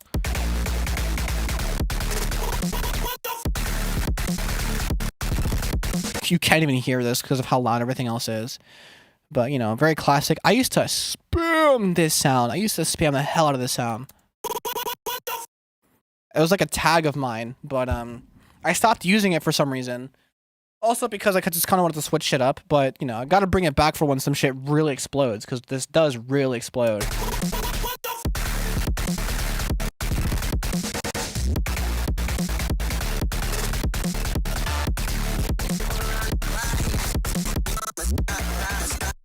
Right, second half. It's not very different. Angel is really good. It is really good. While you're still alive, yeah, I'm breaking this song down. It takes a while. How you think, Gamer 37? When is 3? No idea. Hello, Amber. Welcome to the stream. Right. Or is 2.5 coming? No idea. It has been a while, yes. Bad time for my voice to be shot, but whatever. That's on me for not practicing.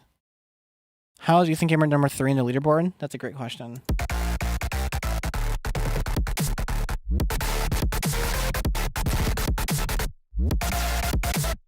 For this section, I just, you know, I added some of these toms just to make it a little swaggier, I guess. And I use them nowhere else. Just there. And I just have some random ass fucking V-dub snare. Because I got really lazy. I'm just like, it works. He's number 1 now? Awesome. This is why I don't fucking use the leaderboard system, because it's very bullshit. Maybe it like disincentivizes spam, and if you're the only person typing, then like, you know. So I just slightly EQ'd it. The fundamental was a little too much for me. And then just a bit more transient processing. Not too much, just enough to make it more like distorted and nice and loud. That's not much different. The drum groove is, for all intents and purposes, the exact same as it was in the first half, just with a different snare.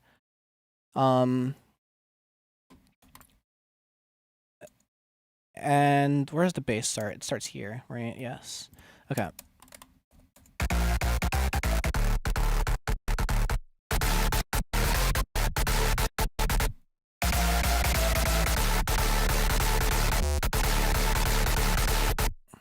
Very loud, very fat.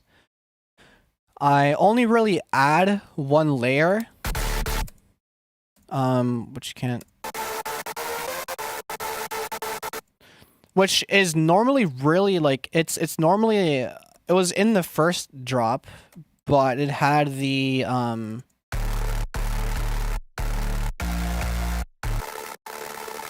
balance linked with the P controller, which is giving it that like distorted sounds. But if I take it off, it's really loud, which is helpful for me to use in the second half as like a super loud sound, you know.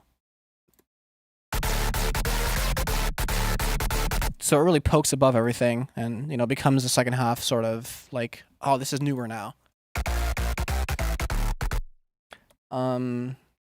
Coca-Cola can 3000. I'm going to spell it to you in a language you can understand. I hate that video, so please stop. If you think it's nice, good for you. Okay, that's just a Rickroll link. Yeah, because it starts with like DQW. Why? Because I never liked it in the first place. It was bullshit the day I made it. That's it. What's it called? So the base layers are just the same as the intro, I'm pretty sure. Or no, it's not. It's slightly different. Bruh. I mean, if you don't make things, you don't get it. So that's it. Sorry. I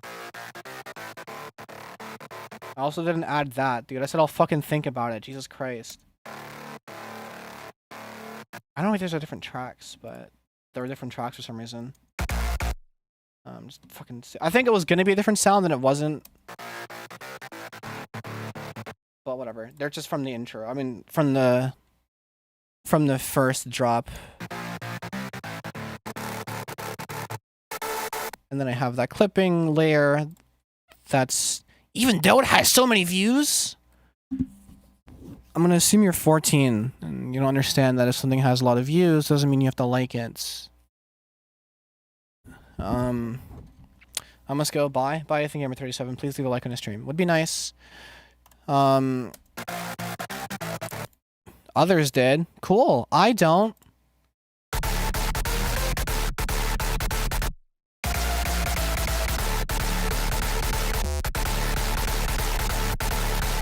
And that completes that. Very simple, you know, aside from this little square I add. Because why not, right? Get a little creative. Took away a lot of the... I processed the hell out of it for some reason, though. Because that wasn't enough. Sound Geyser, Wave Shaper, EQ, Distortion, EQ. Fucking useless. Number one Huffin the Vendor, I'm crying. Yeah, most people just kind of leave when they realize I don't like it. And they're trying to make references. What is your best video then? Probably my most recent. Anyway. Then I add these super saws.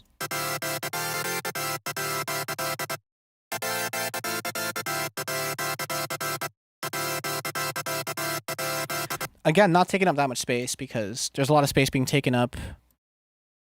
Such your bitch ass sub, Yowie, but yeah, you're 14. That's really funny.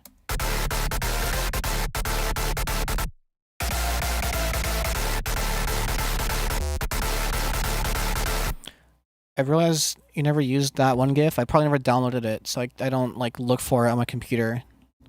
Or I never favorited it, so sorry. Bro, I'm not 14. Oh, I'm sorry, you're 16. Oh my god, I got it wrong. What's it called? I'm also not a bro. My voice is shot. I'm a trans girl. But what's it called? You can't even hear the super sauce in the final mix. It's just kind of there for the sake of being there as like a, oh, this is the second half now. So, cool. And you can't hear this layer anyway, but you know, it's still there in spirit, right? But whatever. And the vocals for the section. You're 20 and you act like that? Dude, you're so sad. You're so sad. You cannot be 20 years old saying such your bitch ass up on the internet genuinely and defending that video with your life. Like, You might not have gotten out much. I think COVID has stunted your developmental growth or something. It's over for you though. Like, it's. Oh, I feel bad. I feel bad. I mean, look, you know, who am I to yuck someone else's yum, right? You know, something you like, but you're kind of like, shit, you're kind of referencing it like it would be cool and other people in this chat would agree with you, but that's not the kind of stream I run. The only reason the video is up is because it pays me and I need the money. And it pays me. You know what I mean? The second I can take it down because other things pay me more, I will. But until then, I gotta keep it up. You know what I mean? Because it puts food on the table. And that's something that you'll understand. That you should already understand, but it'll take you some more time. Bro, why y'all hating me? I spelled it out. Alright? So if you can't get the subtext, then, you know, maybe you're a little neurodivergent, and that's okay. Anyway, vocals.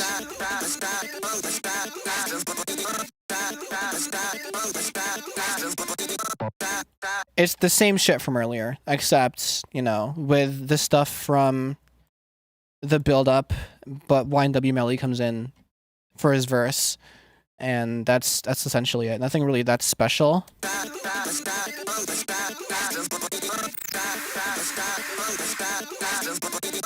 What if the song behind the yellow tape shit? Was that meant to say what is? It's why. It's. Are you too young to know YNW Melly or to know this song when it was a meme? I'm protecting shit I just came across it recently. Good for you.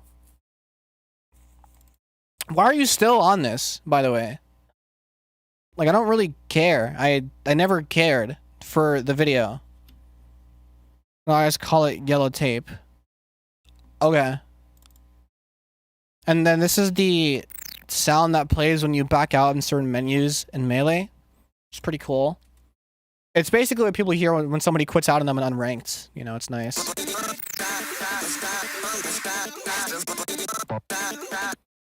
And that completes it. That's basically it.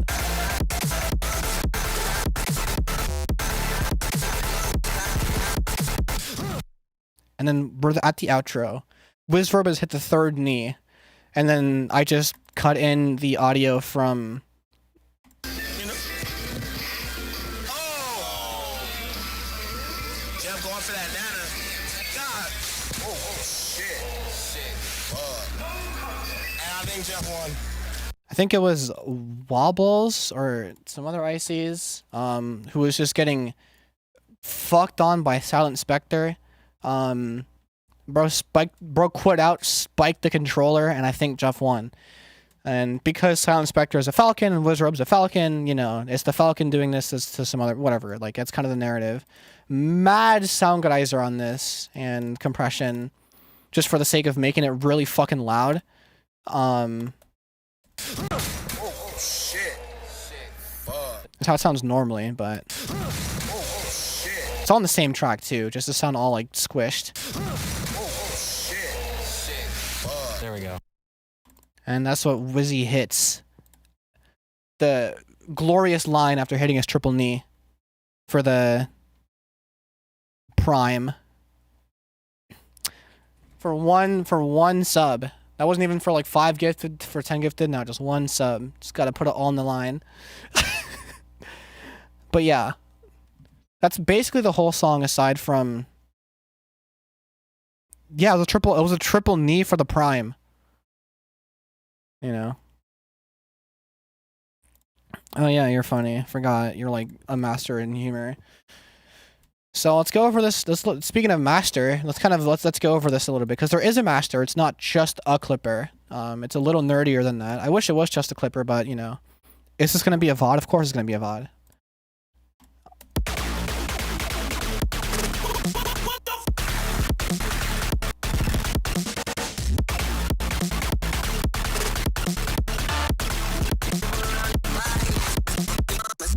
It sounds really nice, you know, with just a clipper. And I kind of fear that I put too much distortion on it, because like now the kicks lose like that punch in your ear and just kind of become distorted.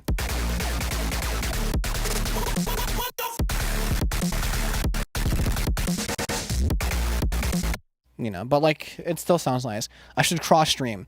That's the stupidest idea because nobody watches me anyway. And by nobody, I mean if I average 20 people on YouTube, that's one person on Twitch. What's the point? Literally, what's the point? That defeats the whole purpose. You know what I mean? If I had a following, I absolutely would, because Twitch is a way better streaming experience and a way better viewing experience too. But only for those who use Twitch. Most people on YouTube don't really use Twitch, and that's kind of the idea behind streaming on YouTube. There's more discoverability, and you get to introduce people to live stream culture, or get them most immersed, you know what I mean? Or get them more immersed in it than they otherwise would have been, right? Oh, the cross stream on this other platform, dude. Okay, so the master is essentially, before I rendered the track out and added in these three effects, it's essentially just an EQ that would turn the gain up for certain sections, like drops.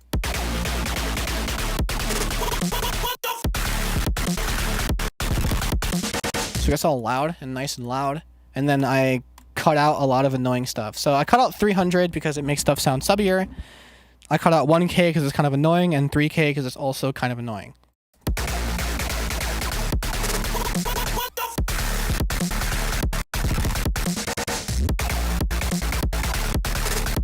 Which justifies the push in volume, you know? It's nice. I only have the LFO tool on for the sake of like monitoring so I can see the waveform. You know, it helps sometimes. In this case, I don't really need it, but it's just kind of on my preset. And then after I rendered the song out, I realized that, like, you know, maybe it's a little much in the... I mean, it kind of sounds like fine and balanced, you know? But I think, what was the drop that made me want to change the EQ? I think it was the first one.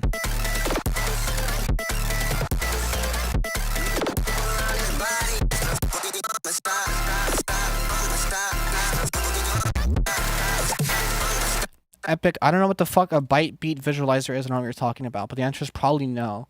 What's it called?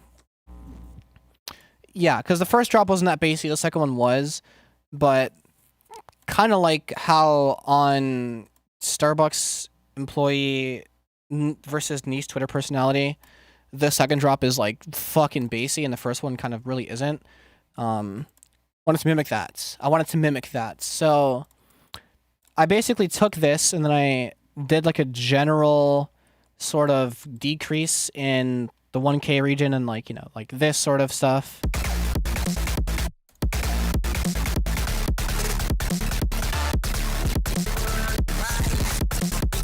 To like tame it just a little bit and like kind of make it a little more pleasant on the ears and, you know, whatever. And then I put it through limiter with saturation. This is max saturation, but like, you know, it's not like the knob is at max.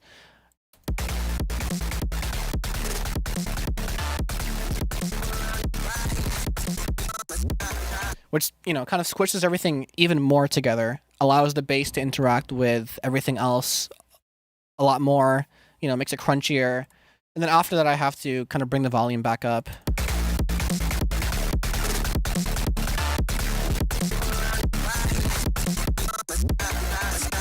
Now, don't worry, it is being clipped at the ends, which, I mean, it would just be represented like if it would be clipped like this.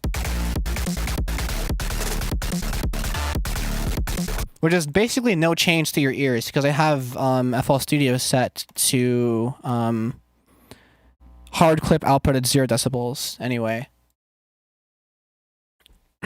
But yeah, it's not super complicated. And that is the entire track.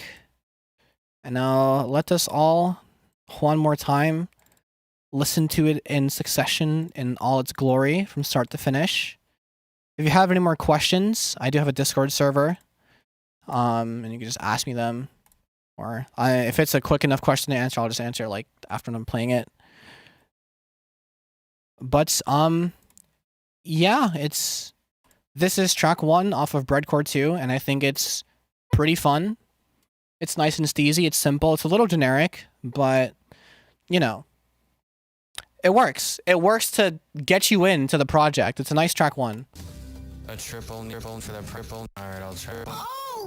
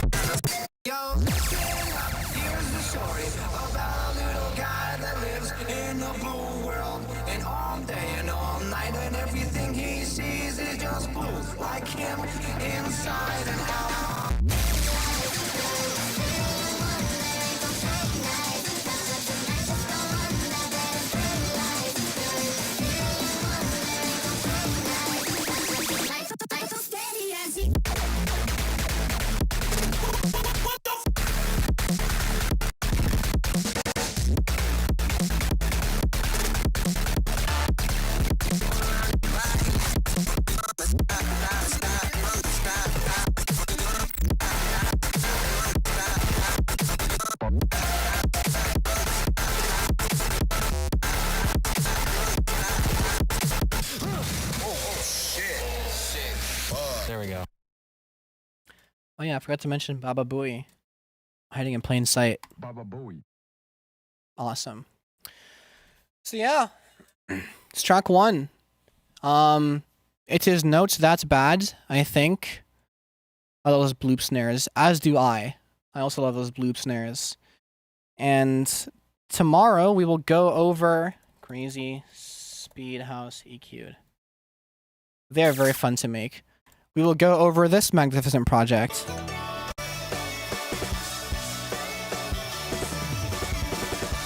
A lot of fun stuff in this one.